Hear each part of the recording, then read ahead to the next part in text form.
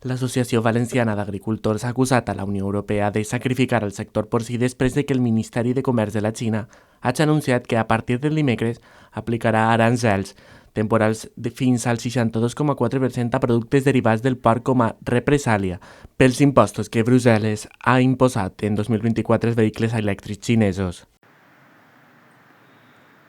La Unión Europea, enemigo número uno de los agricultores y ganaderos europeos,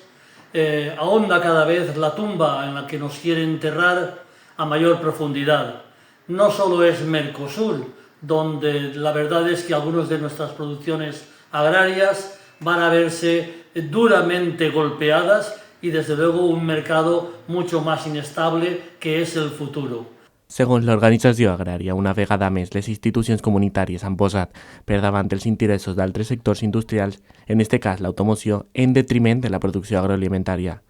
El porcí és el sector ramader més important de la comunitat valenciana, ja que representa més del 60 i el 65% del valor total de la producció ramadera, amb especial concentració a la província de Castelló. Ahora va a ahondar la tumba de los agricultores y ganaderos europeos un poco más. Se enfrenta con China,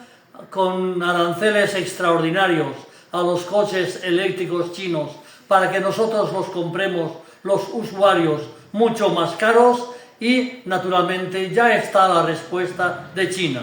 Nuestras exportaciones de porcino y otros productos agrarios van a verse perjudicados con aranceles también, con reciprocidad, con lo cual, una vez más, otra decisión de Europa para defender a los determinados productos industriales ahonda en la humillación y, desde luego, la asfixia. Cristóbal Aguado, president d'Asaja, ha advertit que aquesta decisió afectarà al sector agrícola europeu i valencià i ha recordat